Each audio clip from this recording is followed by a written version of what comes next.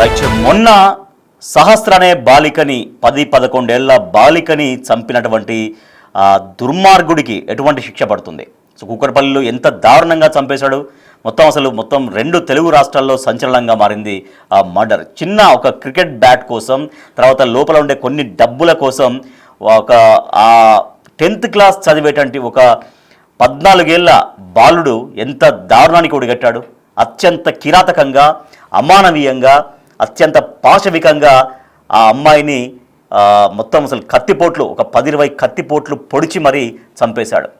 So అది ఎంత ఒళ్ళు గగురు పొడిచేటువంటి దారుణమైనటువంటి హత్య ఇది. సో నిజంగా అటువంటి వ్యక్తికి, అంటే 14 ఏళ్ళు ఉన్నటువంటి మైనర్ వ్యక్తికి ఇప్పుడు ఎటువంటి శిక్ష పడుతుంది? సో నిందితుడు మైనర్, వయసు కేవలం 14 సంవత్సరాలు మాత్రమే. కానీ ఇప్పుడు జువైనల్ జస్టిస్ యాక్ట్ ప్రకారం 14 ఏళ్ళు కాదు, 16 ఏళ్లలోపు ఉన్నటువంటి వాళ్ళకి కూడా అది ఎంత పెద్ద నేరం జరగని. సో ఇది చాలా పెద్ద నేరం, చాలా దీనికంటే ఇంకా పెద్దగా ఏమి ఉండకపోవచ్చు దాదాపుగా. సో ఇదే చాలా పెద్ద నేరం. అంటే అత్యంత కిరాతకంగా, అదేదో తెలియక జరిగింది కాదు, ఏదో క్షణికావేశంలో జరిగింది కాదు, అత్యంత ప్లాన్డ్గా. అంటే వాళ్ళ ఇంటికి దొంగతనానికి వెళ్తే ఎవరన్నా కూడా చూస్తే ఏం చేయాలి అనేది కూడా మొత్తం ఒక ప్లాన్ మొత్తం రాసుకున్నాడు. సో 10th క్లాస్ చదివేటువంటి 14 ఏళ్ళ ఆ బాలుడు, ఆ అబ్బాయి అంటే అసలు నిజంగా ఒక దుర్మార్గుడిగా మనం చెప్పొచ్చు.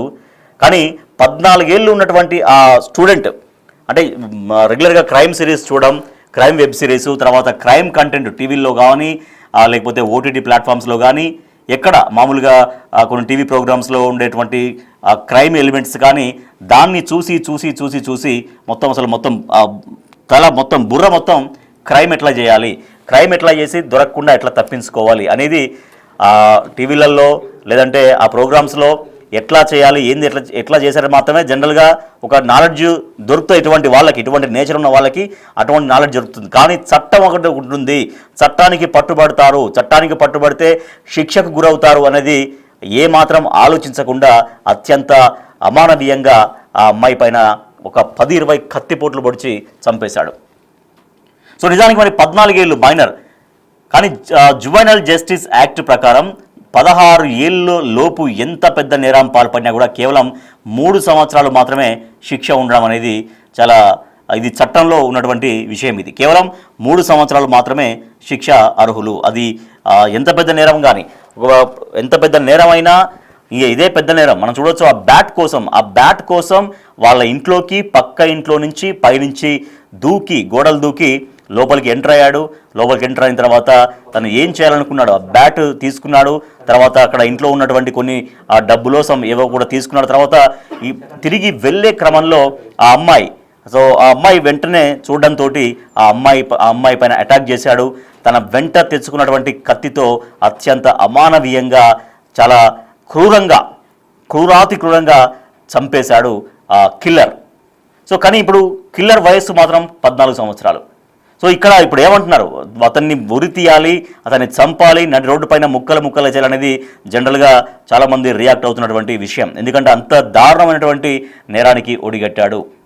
కానీ కేవలం జువైనల్ జస్టిస్లో ఉన్నటువంటి ఆ చట్టం ప్రకారం తనకి 3 ఏళ్ల కంటే కూడా శిక్ష పెద్దగా పడే పరిస్థితి లేదు. సో అందుకే అంటే ఇటువంటి చట్టాలు మార్చాలి. అసలు వయసు మాత్రం 14 సంవత్సరాలే, చేసింది మాత్రం తన బాడీకి, తన శరీరానికి ఉన్న వయసు 14 సంవత్సరాలే. కానీ ఆ క్రూరత్వానికి ఉన్నటువంటి ఏజ్ ఎవరు చెప్పగలరు? సో పెద్దవాళ్ళు, అంటే చాలా పెద్దగా ఉన్న వాళ్ళు, పూర్తి మెచ్యూరిటీ ఉన్నటువంటి వాళ్ళు కనుక ఇటువంటి నేరానికి పాల్పడితే, ఇటువంటి క్రైమ్ చేస్తే, ఇటువంటి అత్యంత క్రూరంగా ప్రవర్తిస్తే ఎట్లా ప్రవర్తిస్తారో ఏ మాత్రం తీసిపోకుండా ప్రవర్తించాడు ఆ అబ్బాయి. కానీ వయసు మాత్రం 14 సంవత్సరాలే. ఈ 14 సంవత్సరాల లోపు ఉన్నటువంటి వాళ్ళకి, లేదా 16 సంవత్సరాల లోపు ఉన్నటువంటి వాళ్ళకి ఎంత పెద్ద తప్పు చేసిన గరిష్ట శిక్ష కేవలం 3 ఏళ్ల లోపే. ఆ 3 ఏళ్ళు కూడా అబ్జర్వేషన్ హోమ్లో ఉంచుతారు, లేదంటే రీహాబిలిటేషన్ సెంటర్లో ఉంచుతారు. సో 16 ఏళ్ళ లోపు వాళ్ళకి యావజ్జీవం శిక్ష కానీ, తర్వాత మరణ శిక్ష కానీ ఉండదు. సో అది మన చట్టాల్లో ఉన్నటువంటి అవి అంశాలు. మనం చట్టాలని తప్పుపట్టడం కాదు, కానీ అంటే నిజానికి ఆ రకంగా ఉన్నాయి.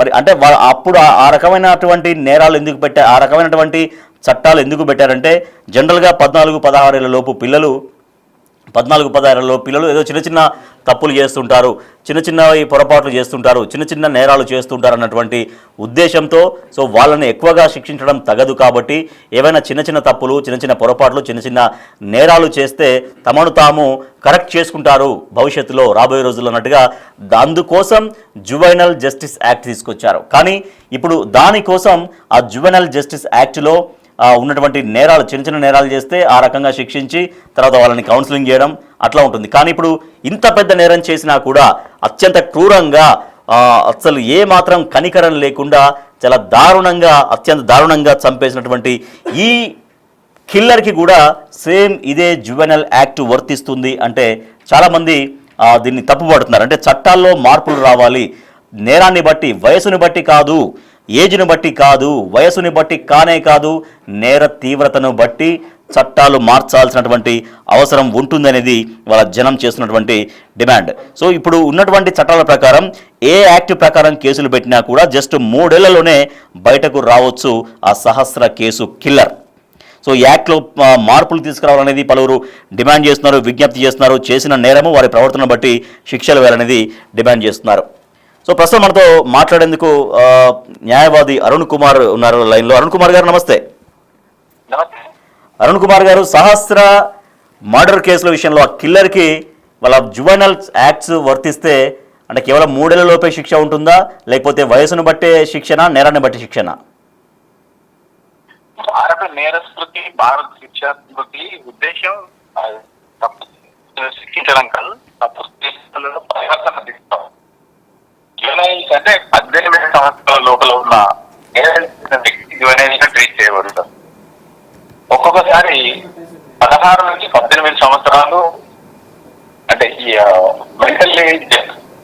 మెంటల్ కండిషన్ బట్టి వాళ్ళను మామూలు ముద్దాయిలాగా కూడా ట్రీట్ చేసే అవకాశాలు ఉంటాయి. అంటే దాని తర్వాత నిర్ణయం తీసుకుంటారు. ఫాస్ట్ ట్రాక్ కోర్టుకు ఈ కేసు బదలాయింపబడుతుంది. వాళ్ళకి కేవలం 3 సంవత్సరాలు మాత్రమే అత్యధిక శిక్ష ఉంటుంది. 3 సంవత్సరాల కాలం కూడా జువెనైల్ హోమ్ కి తరలించి అక్కడ చదువు చెప్పించడం లేదా శిక్షణ ఇచ్చడం, ద్రష్టుల కొరకు పరివర్తన కొరకు ప్రయత్నం చేస్తారు. అంతేగాని జువెనైల్ ముసుగులో తప్పించుకుంటారనుకునే అవకాశం లేదు. కాబట్టి మెయిన్ ఇంటెన్షన్ భారత నేర స్మృతి కావచ్చు, శిక్షా స్మృతి కావచ్చు, బిఎన్ఎస్ కావచ్చు, భారత న్యాయ సంహిత కావచ్చు, పరివర్తన తీసుకురావడమే. కన్ను మన రాజ్యాంగంలో లేదు, మన చట్టంలో కూడా లేదు. అంటే అరుణ్ కుమార్ గారు, ఇప్పుడు ఈ కేసులో ఈ కిల్లర్కి అంటే 3 ఏళ్లలోపే శిక్ష పడే అవకాశం లేదా, శిక్ష ఎక్కువగా పడుతుంది అంటున్నారా మీరు? 3 సంవత్సరాలు మాత్రమే. అంటే 16 సంవత్సరాల నుంచి 18 సంవత్సరాల వరకు డాక్టర్ కొన్ని శిక్షలు నిర్వహిస్తారు. అతను ప్రౌఢ యువకుడిగా కన్నా ఏదైనా రిపోర్ట్ వస్తే మాత్రం మామూలు ముద్దాయిగానే మాత్రం ట్రీట్ చేయబడతారు. అప్పుడు ఎలాంటి శిక్షలు ఉంటాయో అలాంటి శిక్షలు పడే అవకాశం ఉంటాయి సహస్ర కూడా. సో మరి ఇప్పుడు వయసు 14 సంవత్సరాలు కదా, కేవలం 14 సంవత్సరాలు కాబట్టి డెఫినెట్గా ఇప్పుడు బాల నేరస్తుడుగానే పరిగణిస్తారు కదా అరుణ్ కుమార్ గారు? ఖచ్చితంగా తప్పదు. బాల నేరస్తుడు కాబట్టి పరివర్తన కొరకు మాత్రమే ప్రయత్నం చేస్తుంది.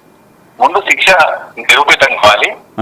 కనీసం ఆముఖంగానైనా ప్రయత్నం చేస్తే ఇట్లాంటి సెలబ్రిటీ హోదా వచ్చిన కేసులకు చాలా వరకు పోలీసులు వాళ్ళ రిపోర్ట్స్ ని కాపర్లు వేయకపోవడం వల్ల అవకాశాలు కూడా ఉన్నాయి.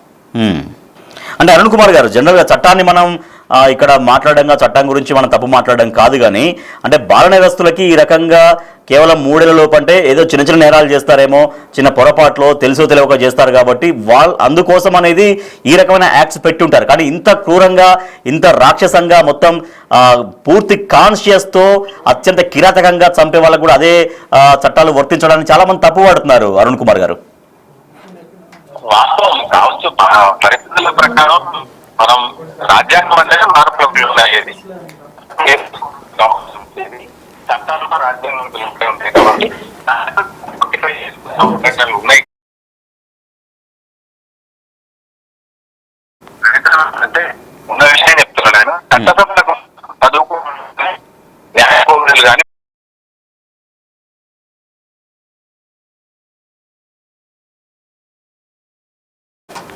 వాళ్ళకి రైట్. చట్టాలు చేసి చట్టాల్లో మార్పులు తీసుకుంటే కేవలం తెలుస్తుంది.